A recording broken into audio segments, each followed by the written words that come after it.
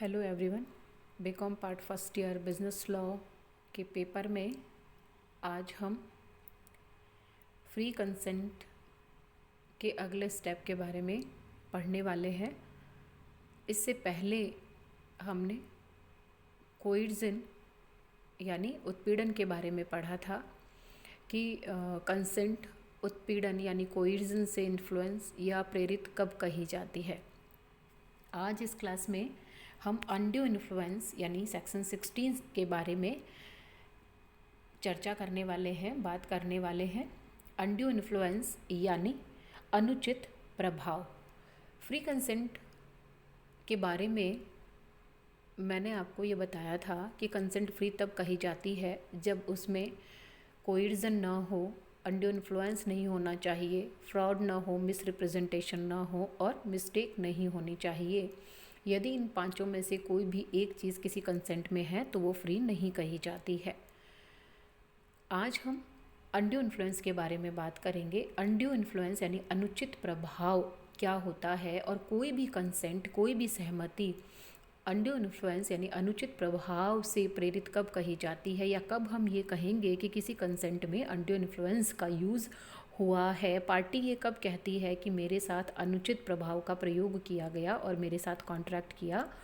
गया है। तो अनड्यू इन्फ्लुएंस को सेक्शन 16 में डिफाइन किया गया है। According to section 16, a contract is said to be induced by undue influence where the relations subsisting between the parties are such that one of the parties is in a position to dominate the will of the other and uses that position to obtain an unfair advantage over the other. यानी section 16 हमें ये कहता है कोई अनुबंध अनुचित प्रभाव से प्रेरित तब कहा जाता है जबकि पक्षकारों के मध्य ऐसे संबंध हैं where the relation subsisting between the parties, यानी पार्टीज़ के बीच में इस तरह के संबंध होने ज़रूरी है, रिलेशनशिप होने ज़रूरी है कि उसमें एक पार्टी दूसरी पार्टी को इन्फ्लुएंस करने की सिचुएशन में है और उन्होंने इस स्थिति का प्रयोग अनुचित लाभ प्राप्त करने के लिए किया भी है। कहने का मतलब ये कि किसी भी कॉन्ट्रैक्ट में अनड्यू इन्फ्लुएंस तब माना जाता है जब पार्टी दो हैं, दोनों पार्टियों के बीच में रिलेशनशिप ऐसी है कि दोनों में से कोई एक दूसरे को प्रभावित करने की स्थिति में है और उसने अपने इस प्रभाव का प्रयोग करके कॉन्ट्रैक्ट किया है, तभी हम उसे अनड्यू इन्फ्लुएंस से प्रेरित सहमति कहते हैं। यानी हम ये कह सकते हैं कि अनुचित प्रभाव यानी अनड्यू इन्फ्लुएंस में जब अनुबंध का कोई प्रभावी पक्षकार यानी डोमिनेट पार्टी, प्रभावी पक्षकार वो होता है जो अदर पार्टी को यानी सेकंड पार्टी को डोमिनेट करने की सिचुएशन में होता है, उसको प्रभावित करने की स्थिति में होता है और वह अपने इस प्रभाव का प्रयोग उस कमज़ोर पार्टी पर करता है और अनुचित लाभ प्राप्त करने के लिए करता है, अनफेयर एडवांटेजेस लेने के लिए करता है और ऐसा करते हुए वह उसके साथ कॉन्ट्रैक्ट करता है, तो उसे हम अनड्यू इन्फ्लुएंस कहेंगे। In other words we can say undue influence एक तरह का नैतिक या मानसिक उत्पीड़न हम कहेंगे, यानी ये एक तरह का मोरल या मेंटल कोइर्जन है, क्योंकि कोइर्जन में हमने ये कहा था कि किसी व्यक्ति को या उसकी संपत्ति को नुकसान पहुंचाना या नुकसान पहुंचाने की धमकी देना, लेकिन यहाँ पर हम उस व्यक्ति की मानसिक स्थिति को प्रभावित करते हैं, इसलिए हम अनड्यू इन्फ्लुएंस को एक मॉरल या मेंटल कोइर्जन कहते हैं, जिसमें एक प्रभावी पक्षकार दूसरे वीक पार्टी को, दूसरे कमज़ोर पक्षकार को अपनी प्रभावी स्थिति का दुरुपयोग करते हुए यानी उसका मिस यूज़ करते हुए कॉन्ट्रैक्ट करने के लिए प्रेरित करता है। अनुचित प्रभाव के जो एसेंशियल एलिमेंट्स हैं वो कौन कौन से हैं, तो एसेंशियल एलिमेंट सेक्शन 16 की जो डेफिनेशन है, उन्हीं डेफिनेशन में से जो हमने 2-3 इम्पॉर्टेंट चीज़ें निकाली है वही उसके एसेंशियल एलिमेंट्स हैं। तो essential elements of undue influence are first one is the relation between the parties, पक्षकारों के मध्य संबंध होना जरूरी है। According to section 16 there must be relationship between the parties, यानी जो दो पार्टी जो कॉन्ट्रैक्ट की पार्टी हैं उन दोनों के बीच में संबंध होना जरूरी है। यदि उनके बीच संबंध नहीं है, यानी एक पार्टी डोमिनेट पार्टी होनी चाहिए और दूसरी पार्टी कमज़ोर पार्टी होनी चाहिए। कहने का मतलब ये, एक पक्षकार इतना ताकतवर हो कि वह दूसरे की इच्छा को प्रभावित करने की स्थिति में रहता है या अपना प्रभाव उस पर जमाने की स्थिति में है, तो हम ये कहेंगे कि उन दोनों के बीच में इस तरह का संबंध है। तो इस तरह का संबंध किस किस तरह का हो सकता है? एक्चुअल और अपैरेंट अथॉरिटी हो सकती है, यानी सत्तात्मक अधिकार हो सकता है, विश्वास पर आधारित संबंध हो सकता है, या मानसिक क्षमता या जो शक्ति है उसके कारण भी इस तरह के संबंध एस्टैब्लिश हो जाते हैं। Point number 2, the use of dominate position, आपसी संबंधों का अनुचित लाभ प्राप्त करने में प्रयोग किया गया है। यानी संबंध तो है लेकिन संबंधों का प्रयोग लाभ उठाने के लिए नहीं किया गया है, तो वो उसे हम अनड्यू इन्फ्लुएंस नहीं कहेंगे। तो सेकंड पॉइंट हमारा है the use of dominate position, आपसी संबंधों का अनुचित लाभ प्राप्त करने में प्रयोग करना। यानी अनड्यू इन्फ्लुएंस का जो सेकंड इम्पॉर्टेंट एलिमेंट है वो हमें ये कहता है कि जो पक्षकार दूसरे पक्षकार की इच्छा को प्रभावित करने की स्थिति में है वह उस स्थिति का अनुचित लाभ प्राप्त करने के लिए प्रयोग करे। यदि वो ऐसा करता है तो वो अनड्यू इन्फ्लुएंस है, यदि वो ऐसा नहीं करता है तो उसे अनड्यू इन्फ्लुएंस नहीं कहेंगे। Third one is the dominate party obtains unfair advantages, अनुचित लाभ वास्तव में उठाया गया हो। अनुचित प्रभाव से प्रेरित अनुबंध तभी माना जाएगा जब पार्टी ने अनुचित प्रभाव का प्रयोग किया है और ऐसा प्रयोग करते हुए उसने अनफेयर एडवांटेजेस यानी अनुचित प्रभाव प्राप्त भी कर लिया है। तो हम कहेंगे कि पक्षकारों के बीच में अनुचित प्रभाव का प्रयोग हुआ है और वहाँ स्वतंत्र सहमति नहीं है। अब सवाल ये उठता है कि प्रभावी स्थिति वाली पार्टी कौन कौन सी हो सकती है, हम ये कैसे पता लगाएं या हमें ये कैसे पता लगे कि कौन सी पार्टी प्रभावित करने की स्थिति में है और कौन सी पार्टी प्रभावित होने की स्थिति में है, यानी पर्सन्स इन डोमिनेट पोजीशन। तो इसमें सबसे पहला पॉइंट हम लेंगे वास्तविक या दृश्यमान सत्ता की स्थिति इन केस ऑफ रियल और अपैरेंट अथॉरिटी,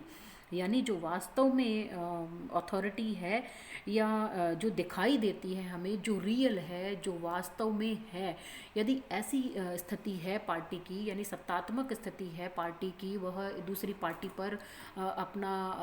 रुतबा रखती है, रोब रखती है या उसको आदेश देने की सिचुएशन में है, तो ऐसी जो पार्टी होती है वह रियल और अपैरेंट अथॉरिटी कहलाती है। और ये रियल और अपैरेंट जो अथॉरिटी होती है, जैसे पुलिस और अपराधी का हो सकता है, अधिकारी और जो उसका सबऑर्डिनेट है उसका हो सकता है, ये सारे ऐसी पार्टी होती हैं जो डोमिनेट करती हैं एक कमज़ोर पार्टी को। तो इस तरह के पर्सन डोमिनेटिंग पोजीशन में होते हैं। Point number 2, in case of fiduciary relation, विश्वास आश्रित संबंधों की स्थिति। जब अनुबंध के पक्षकारों के बीच विश्वास पर आधारित संबंध होते हैं, फिड्यूशियरी रिलेशनशिप होते हैं, तो इन पक्षकारों के बीच हुए अनुबंध में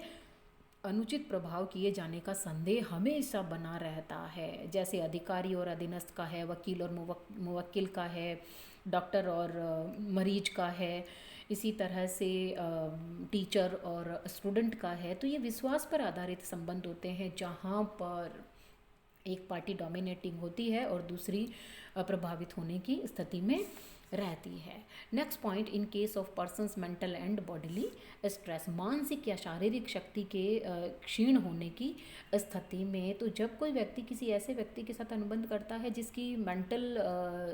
और जो फिज़िकल सिचुएशन है या जो पोजीशन है वह इस तरह की है कि वह टोटली स्ट्रेस में है या उसकी सोचने समझने की ताकत उतनी काम नहीं कर रही है जितनी कि एक हेल्दी पर्सन की करती है, तो ऐसी स्थिति में इस तरह के व्यक्ति को आसानी से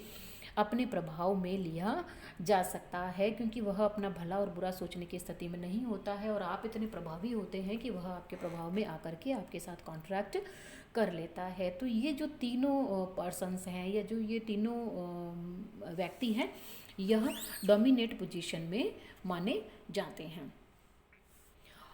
अब जब किसी कॉन्ट्रैक्ट में अनड्यू इन्फ्लुएंस का प्रयोग हो गया है, उसका यूज़ हो गया है, एक पार्टी ने दूसरी पार्टी को डोमिनेट कर दिया है, तो इस तरह के कॉन्ट्रैक्ट के कॉन्सिक्वेंसेस क्या क्या होते हैं, इसके इफ़ेक्ट क्या होते हैं, इसके प्रभाव क्या होते हैं, क्या होता है जब इस तरह कोई एक व्यक्ति किसी दूसरे व्यक्ति को अपने प्रभाव में लेकर उसके साथ अनुबंधात्मक संबंध यानी कॉन्ट्रैक्चुअल रिलेशनशिप डेवलप कर लेता है, तो इसके क्या परिणाम होते हैं। उसमें सबसे पहले वॉइडेबल कॉन्ट्रैक्ट, यानी यदि इस तरह का अनुबंध हो गया है तो उसका सबसे पहला जो इम्पैक्ट होता है या जो इफ़ेक्ट होता है वो ये होता है कि ऐसा कॉन्ट्रैक्ट वॉइडेबल कॉन्ट्रैक्ट माना जाता है, व्यर्थनीय अनुबंध माना जाता है। और हम सब ये जानते हैं कि वॉइडेबल कॉन्ट्रैक्ट यानी व्यर्थनीय अनुबंध ऐसा अनुबंध होता है जो पीड़ित पक्षकार की इच्छा पर मान्य होता है, जो एग्रीव्ड पार्टी की इच्छा पर, उसके डिज़ायर पर ही एनफोर्सिएबल होता है।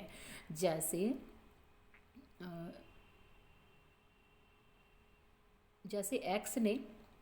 एक्स वाई का ऑफिसर है और उसने वाई से अपने प्रभाव का प्रयोग करते हुए कोई कॉन्ट्रैक्ट कर लिया है, तो ये कॉन्ट्रैक्ट वाई की इच्छा पर, उसके डिज़ायर पर ही एनफोर्सिएबल हो सकता है, अदरवाइज नहीं हो सकता है। Next point number 2, absolute rescission by the court, न्यायालय द्वारा अनुबंध निरस्त करना। यदि इस तरह से कोई अनुबंध हो गया है और वो कोर्ट में आता है या जजेस के सामने आता है और ये प्रूव हो जाता है कि इस तरह से किसी व्यक्ति के साथ में अनड्यू इन्फ्लुएंस का यूज़ किया गया है, तो कोर्ट इसे निरस्त कर सकता है, इसे रेसिशन यानी इसे रिजेक्ट भी कर सकता है। नेक्स्ट पॉइंट, न्यायोचित शर्तों पर न्यायालय द्वारा अनुबंध को निरस्त करना, conditional rescission by the court. ऊपर वाला जो सेकंड पॉइंट है absolute rescission by the court, यानी इसे टोटल ही रिजेक्ट कर दिया जाता है, निरस्त कर दिया जाता है। और जो लास्ट पॉइंट है कंडीशनल रेसिशन है, यानी इसमें कुछ शर्तों के साथ में उस कॉन्ट्रैक्ट को कोर्ट के द्वारा रिजेक्ट कर दिया जाता है। नेक्स्ट जो पार्ट है इसमें बर्डन ऑफ प्रूफ का, अनुचित प्रभाव सिद्ध करने का भार किस पे होता है, यानी किसी कॉन्ट्रैक्ट में अनड्यू इन्फ्लुएंस का यूज़ हुआ है, ये सिद्ध कौन करेगा, ये प्रूव कौन करेगा, ये जिम्मेदारी किसकी होती है। तो इसे हम 2 पार्ट्स में डिवाइड करते हैं, इन ऑर्डिनरी केसेस, और सेकंड है इसका इन केस ऑफ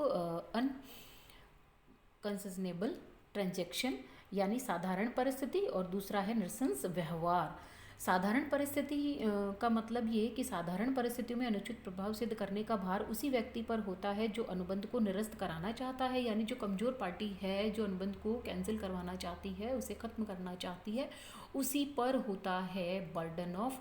प्रूफ। और जो दूसरी सिचुएशन है जिसे हम अनकंसाइनेबल सिचुएशन ट्रांजैक्शन कहते हैं, नृशंस व्यवहार कहते हैं, इस सिचुएशन में अन्य पक्षकार उसकी इच्छा को प्रभावित करने की स्थिति में था और किया गया सौदा ऊपरी तौर से ही या उपलब्ध साक्ष्यों से ही नृशंस दिखाई देता है, तो कमज़ोर पक्षकार द्वारा इन तथ्यों को सिद्ध कर दिए जाने के बाद सिद्ध करने का भार उस व्यक्ति पर चला जाता है जिसने डोमिनेट किया है। यानी ऊपर वाले केस में तो जो एग्रीव्ड पार्टी है वो ही प्रूव कर देगी, और जो सेकंड पार्टी है जिसने डोमिनेट किया है उसकी कोई जिम्मेदारी नहीं है या उससे कुछ कहा नहीं जाता है। लेकिन सेकंड केस में जहां मामले बहुत गंभीर होते हैं वहां पर पहले एग्रीव्ड पार्टी ये प्रूव करेगी कि उसके साथ अनड्यू इन्फ्लुएंस का प्रयोग हुआ, यूज़ हुआ, और बाद में जो डोमिनेट पार्टी है उसे ये बताना पड़ेगा कि उसने ऐसा नहीं किया है। तो आज की इस क्लास में हमने अनड्यू इन्फ्लुएंस क्या होता है उसके बारे में बात की, उसकी मीनिंग और डेफिनेशन की बात की, एसेंशियल एलिमेंट्स क्या होते हैं और पर्सन्स जो डोमिनेट करने की स्थिति में होते हैं इसके इफ़ेक्ट क्या होते हैं, और बर्डन ऑफ प्रूफ किस पर होता है। एग्जामिनेशन के पॉइंट ऑफ व्यू से बहुत इम्पॉर्टेंट क्वेश्चन है। आई थिंक आपको अच्छे से समझ में आ गया होगा। आज की क्लास में इतना ही। Thank you.